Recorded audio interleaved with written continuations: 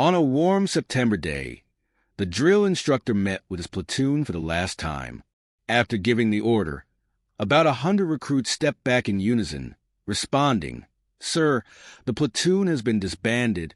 "Yes, sir," they replied, before rolling onto their backs and shouting a collective hooah as the unit broke up and left the parade ground for the last time. Many recruits gathered around the instructor to shake his hand before heading to reunite with their families. I was no exception.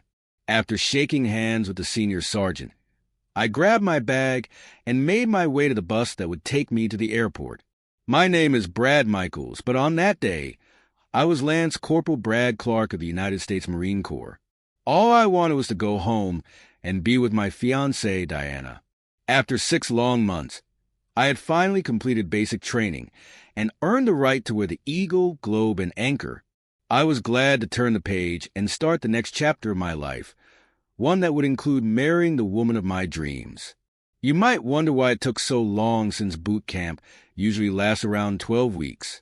The reason is simple.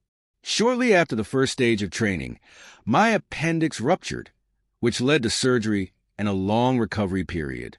The doctors expected me to be back on my feet in a few weeks, but complications arose. I developed an infection, which required antibiotics for fluids and extra care. While my platoon continued training, I was stuck in recovery. It wasn't until almost 3 months later that I was healthy enough to resume training without risk of injury. By then, I was assigned to a new platoon and completed a tough training course. I earned the title of Best Recruit and received a set of dress uniforms, which, back then, were usually bought with personal funds. I was also promoted to Lance Corporal. Diana and I kept in touch as much as possible through letters. She would often send me photos, but about a month or 2 before graduation, the photos stopped coming. The few that did arrive ended up on the corkboard in our recruit compartment, where we could post photos of our wives or girlfriends. Some of the photos were a bit more revealing, but nudity was strictly prohibited. As graduation day approached, the recruits decided to hold a contest for the best photo. Diana sent several pictures, some showing her in a short dress or swimsuit, and others with a little more skin. In one, she was wrapped in a bath towel, with one slender leg peeking out from behind it.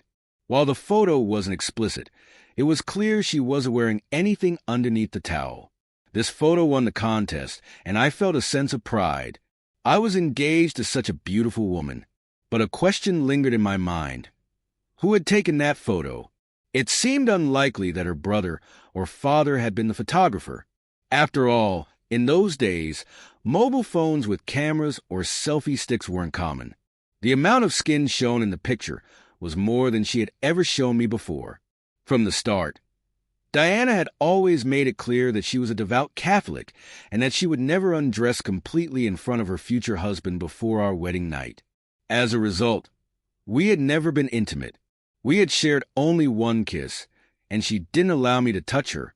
She assured me that everything would be different on our wedding night. It didn't come as a shock to me. I've known Masha since 5th grade. Although she often flirted, she was never reckless or promiscuous. In fact, back then, I would have described her as quite modest. So, on the day of graduation, I naturally assumed she was still untouched. Let me introduce you to my old school friend, Jack Harris. We had been friends for at least a year before I met Masha. We did everything together, fishing, hiking, and even spending the night at each other's houses. As we got older, I began to notice that Jack was always eager to compete with me, trying to outdo me at every turn. For example, when I got a new fishing rod, he would immediately buy a bigger or better reel. In high school, Jack often teased Diana, even though he knew we were inseparable. Diana, however, just smiled and walked away, ignoring his antics. The day I left for camp, Jack escorted me to the airport, assuring me that he would look after Diana. I had no reason to doubt him, so I shook his hand and thanked him. When the plane landed at a small airport near our town, it was already quite late.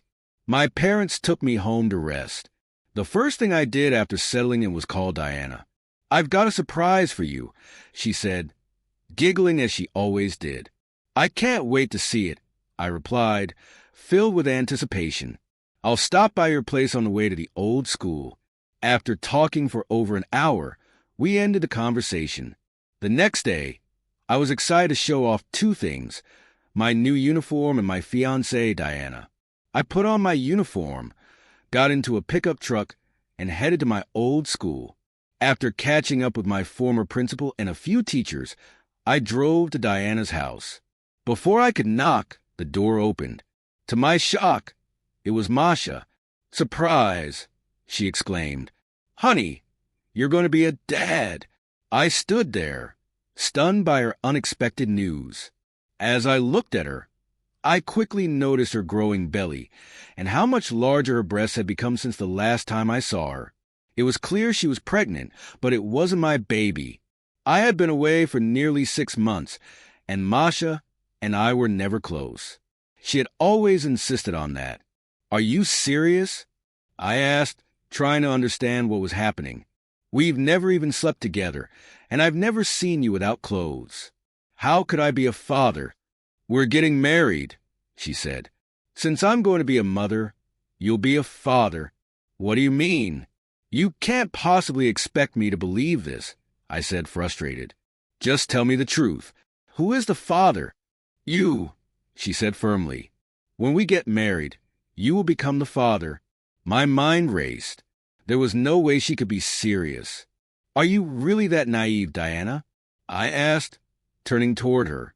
"We've never been intimate, and now you expect me to raise someone else's child?" Diana began to speak, but I interrupted her. "Diana, Diana, Diana," I said, playfully mimicking a famous phrase from a TV show.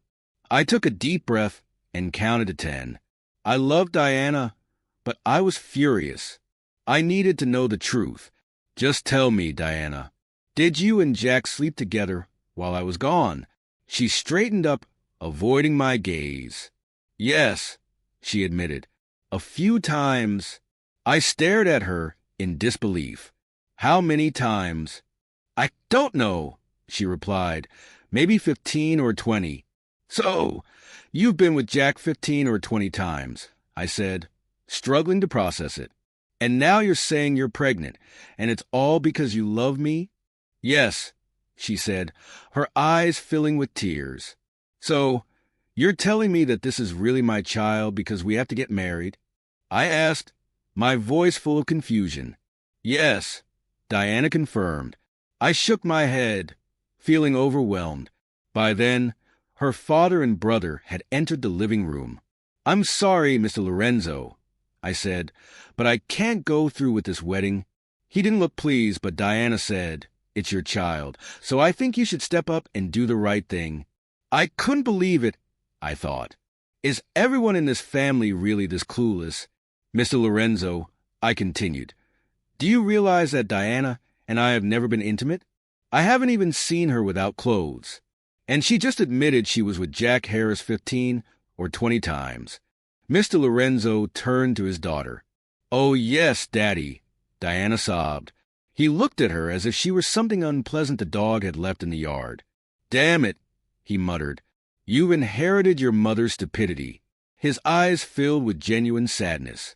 "I sincerely apologize, son. I didn't know my daughter was so lacking in common sense. Are you sure you can't handle this?" I couldn't believe what Diana was telling me. If she couldn't stay faithful to me while I was at military camp, there was no way she'd stay loyal if I went off to war. I refused to raise someone else's child. "This wedding is off," I said firmly. "Dad," Diana interjected.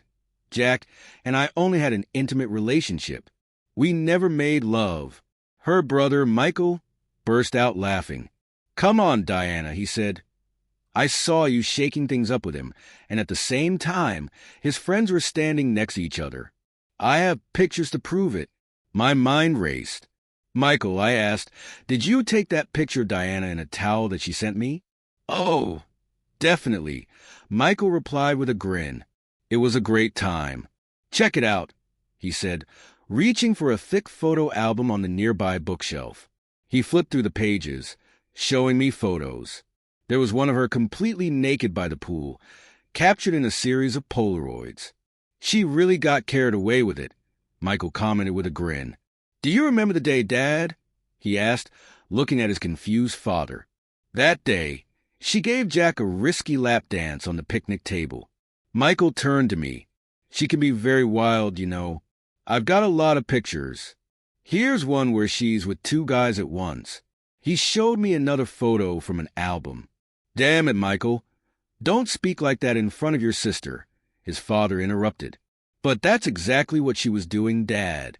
Michael replied. I was in shock. Diana, the girl I had once thought of as pure and innocent, was nothing like I imagined. She had been hiding so much from me. I could hardly believe it. Diana, I asked, how many men have you been with since I proposed to you? I don't know for sure, maybe 7 or 8, she said quietly. Michael giggled. Maybe 7 or 8. More like 700, he said sarcastically. And don't forget, I have pictures to prove it. Diana looked upset but still insisted, but it was only physical. I didn't love any of them. I only love you, and I'm saving myself for you. I promise. I couldn't hold back anymore. Do you even know what it means to protect yourself with those guys you've been with? What does it mean to protect yourself? She asked, stretching her words as if she didn't understand. I was speechless. The girl I thought I knew, who had seemed so innocent, was openly flaunting her actions without the slightest hint of shame. She didn't even seem to care about the pain she was causing me. I realized I needed to get out of the situation. Diana, I said firmly, this ceremony is canceled. After everything I've learned today, there's no way we can go ahead with it. You don't even know who the father of your child really is. I'm monogamous, and I expect the same from my wife. I turned to leave, but Diana jumped up and begged me. Please don't leave. I didn't love them. I only loved you. I shook my head. No, Diana, you don't understand what love is. Maybe you know what desire is, but not love. While I was away, you were with half the town, pretending to be innocent and making me believe you were loyal. It's not like that, she protested. I didn't have half the neighborhood. There are 150,000 people here, and I definitely didn't sleep with 75,000 of them. Well done, Diana, I said, my voice cold. But it's too late for us. I have to go. I wish you a happy life. Seriously, goodbye. I turned and walked away, not looking back. When I got home, I changed into a pair of blue jeans and a marine t-shirt, then went out for a drink. I ended up at a hotel bar, drinking beer and reflecting on the day's events. Suddenly, I noticed someone standing next to me. I turned to see who it was. Leah? I said, surprised. It's nice to see you. Can I get you a drink? She asked, smiling. Margaret was an old friend from elementary school. We had stayed close throughout the years. When I first got engaged to Diana, Margaret had warned me about her, but I had brushed off her concerns, thinking she was just jealous. Have you seen Diana yet? Margaret asked. Yes, I replied, realizing how stupid I had been. You knew all along, didn't you? Everyone knew except you, she said softly. Love really does blind you, Wes. So, is the wedding still on? Margaret asked. I shook my head. Everything's canceled. I can't move on from this. What will you do now? She asked, concerned. I studied her. Margaret may not have had the sultry appeal of Diana, but her fiery red hair and captivating green eyes had always fascinated me. Do you want to grab a bite? I asked. A smile spread across Margaret's face. I'm actually very hungry, she replied. I could use something to eat too. She took my hand, and we left the bar. Margaret comforted me and helped me move past the pain. 3 months later, Diana gave birth. She became a single mother, and her father refused to help her. Diana's father offered her an ultimatum that shattered her heart. She had to transfer full custody of the child to him and go live wherever she wanted. Diana was devastated and, in her grief, nearly made some regrettable decisions. She ended up being admitted to a psychiatric facility for treatment, A year later, Margaret became the love of my life. Now, a few years later, I am happily married to Margaret, and we have 3 wonderful children.